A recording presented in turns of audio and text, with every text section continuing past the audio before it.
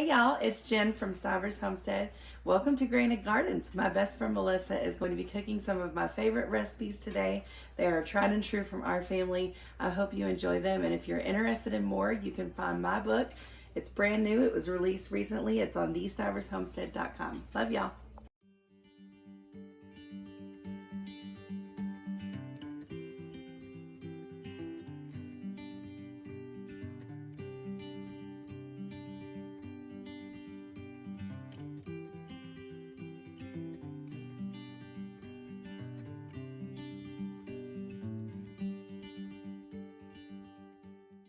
I'm so excited for this, and I really hope it turns out as good as Jen's.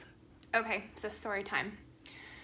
One time when we went to Kentucky to visit Zach and Jen, I don't even remember, like something was happening that day. Like there was something on the to-do list that we were all working on. And so we were all busy, like we were all outside or whatever. And like, of course, we'd all like eaten a breakfast that was delicious as always. But it was like coming up on lunchtime and we were getting ready to start another task.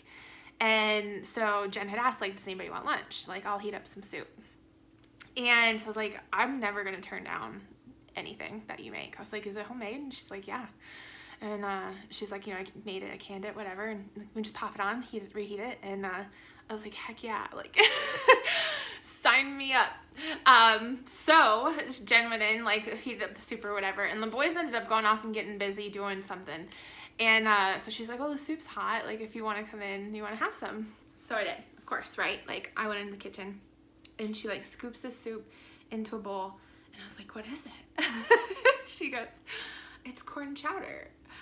Honestly, y'all, I don't know if I've ever had corn chowder before. Either I have never had it before, or I just never had good corn chowder before.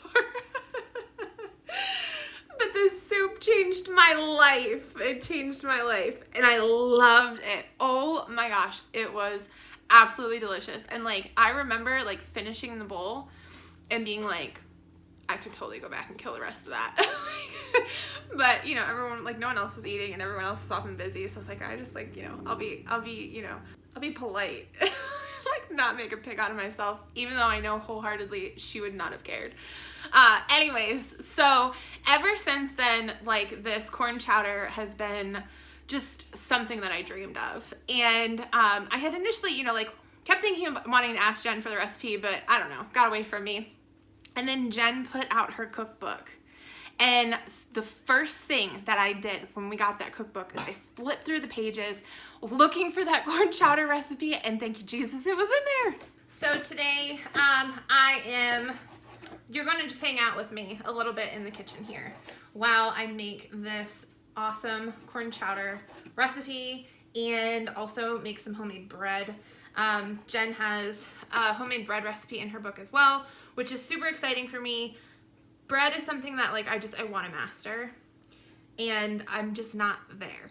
Now, I've made edible bread, like decent bread, like we can eat it, but I've never just made like really good bread before either.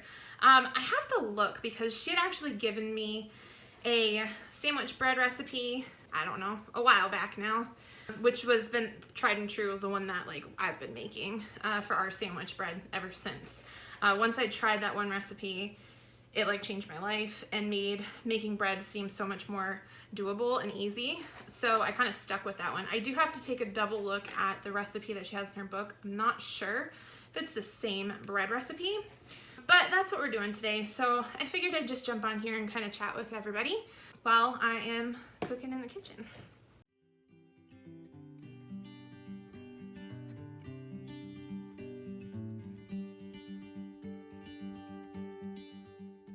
Tyler insists that whenever we have soup for dinner, that he has a grilled cheese sandwich with it. Like, that's a requirement for him. So that's another reason why I decided to make bread today, so that if he wants to have a grilled cheese with his soup, he is more than welcome to. I'm looking at this recipe for the sandwich bread. It does look a little bit different, like a hair different maybe, than the initial instructions that I got from her. I think that there's like, it's kind of less step by step. This one looks a little bit easier. I'm gonna try. Ugh, I'm so nervous. For some reason, I just have a hard time, like, getting my bread to be fluffy. Now, granted, that other recipe that she gave me, it was fluffy. Like, it was, like I said, it was edible. It was fine. But I want fluffier, like store-bought bread fluff. Why can't I ever get there?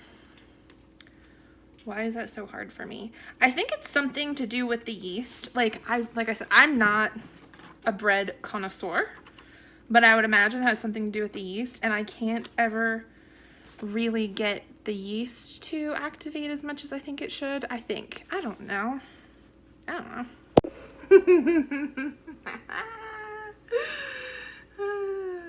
like this. Y'all are literally on top of the KitchenAid mixer and it's working. Thank you.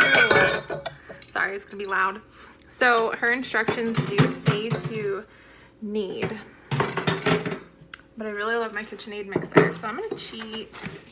I don't know, is that frowned upon? Maybe. I'm gonna just toss everything in KitchenAid mixer, see how it goes. Another really fun fact about Melissa is I really like to read recipes. I spend a lot of free time reading recipes, a lot of my free time. But the ironic part of that is that when I go to actually cook something, I rarely ever actually follow the recipe. This one I'm sticking to though because I trust her. Also, what I think my fail might be is that when recipes call for like warm water,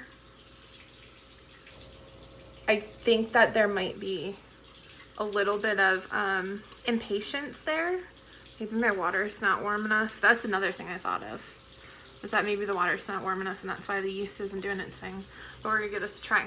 So also, notice that I started cutting up the bacon for the soup and now I'm switching to the bread. I really should start the bread first because it has to sit for a while. But there's no method to my madness in the kitchen.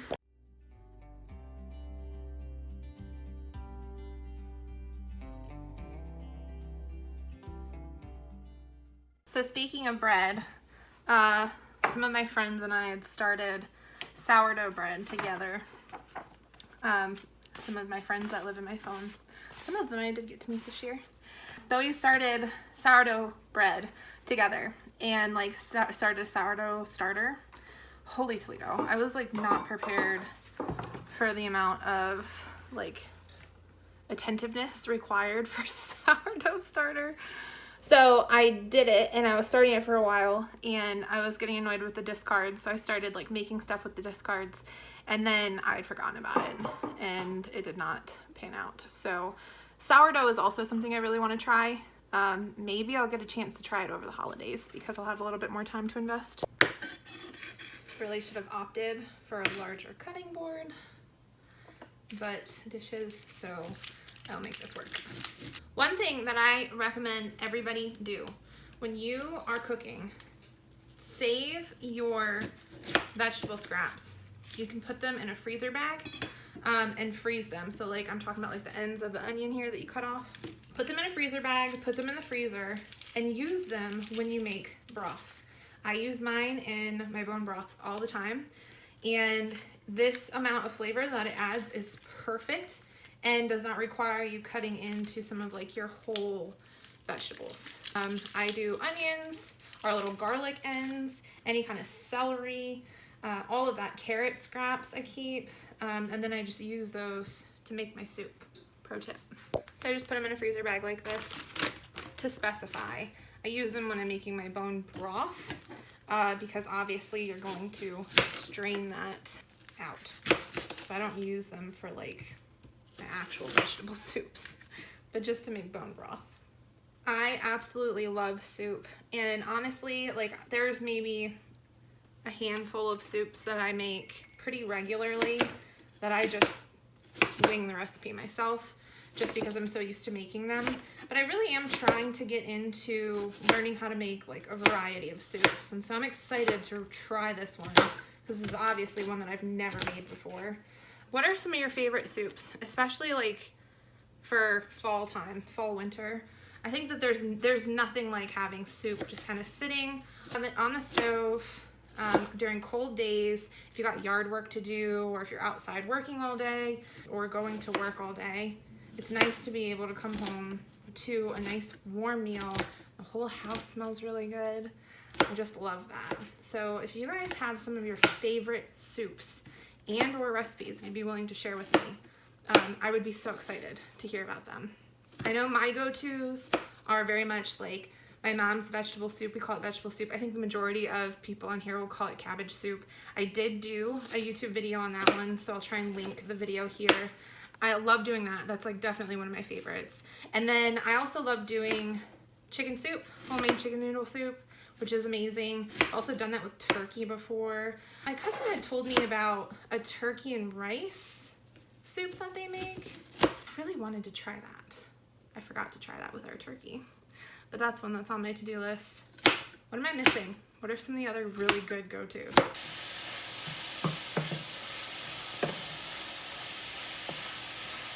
Well, so far I'm able to use our home canned corn. We didn't grow it, but we got it from the local farmer, and we had some homegrown potatoes left over, so we're getting to use that. That's always exciting. And some homemade bone broth. So I always love it when I have an opportunity to use some of our homemade or home canned or homegrown goodies. And it's exciting that we're still using some of those things even now that it's wintertime. So obviously these potatoes have seen better days, but they're still fully functional, and the power of canning is really all. I am so happy that I got into learning how to can, and specifically pressure can, because I'm able to store so much more stuff now. Even if it's stuff that we don't personally grow, it opens up my ability to shop from local farmers in the area, purchase in bulk when they've got bulk pricing stuff that's in season, and can it and store it for us to be able to use in seasons quite like this where it's cold and nasty outside. Still have the ability to kind of get semi-fresh food. One of the things that's really great about this corn, we actually did get into it, I think for Thanksgiving, and I'm telling you, this corn tasted like it was fresh, like that day. The corn is stellar, so I will be doing that again next year, even though that was a bit of a task coming home with that much corn, and I think I was canning for like 3 weekends straight. Yum, we're getting there. So yummy. It smells so good. Meanwhile, we'll check on our bread. Oh yeah. There we go. Another big thing about cooking in the kitchen that I'm avid about is clean as you go. Clean as you go so that you don't have a ginormous mess at the end when you're hungry and ready to eat. Alright, so before I get my hands too dirty, we're gonna grease these up. So I have a few different versions of bread pans. So I have these like metal ones, and then I have a glass one and a ceramic one. And I have tried making bread in all of them. And for some reason, I always come back to these metal ones. I just feel like they cook more evenly. Is that a thing? Like the glass one is not too bad. The ceramic one's terrible. Like it does not cook the same at all. So if I have like one loaf of bread in a metal pan and then another loaf of bread in that ceramic one, the ceramic one is always raw in the middle. It's really annoying. So I always just go with these metal ones because they tend to cook the most evenly for me, and I have the ability to, like, I don't know, I guess I've used them more often so I can kind of predict them more, because I have not perfected bread yet. The biggest thing is just making sure that there is not bubbles in here, because then you get bubbles in your bread, and that's no good. And if you get bubbles in your bread, then you have big old empty pockets when you cut into them. Which is 1,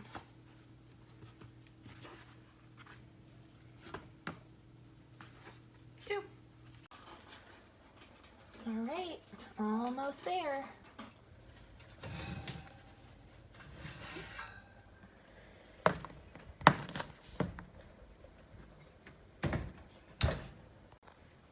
Final step, added, give it a stir.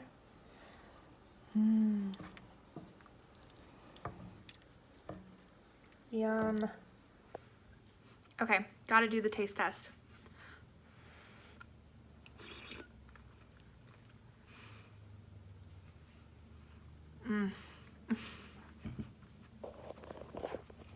Oh my gosh. Hands down, this is my new favorite soup ever. New favorite soup. It's amazing. Oh my gosh.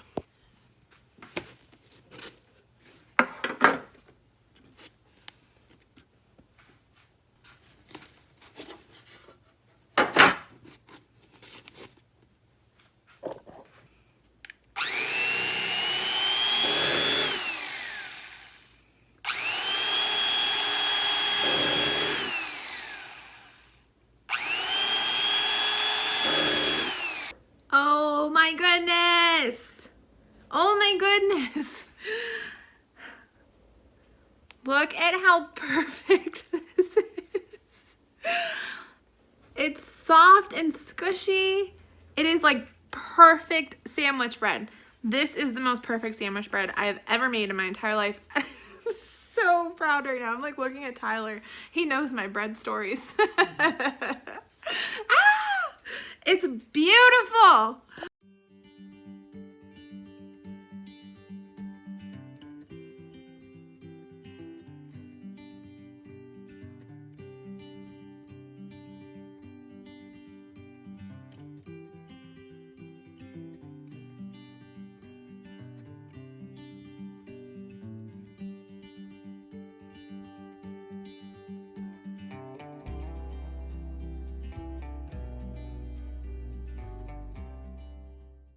All right, everyone, it's dinner time, and I am so looking forward to this meal. I cannot wait to dig in. Thank you guys so much for following along with me today. If you are interested in getting your hands on these recipes as well as a ton more, please make sure that you check out Jen's book. You can get it in the link below. I'll go ahead and link the Stivers Homestead website below. So make sure that you go and you order your own. And when you do, check out page 19. Thank you guys so much for watching, and we look forward to sharing more with you soon.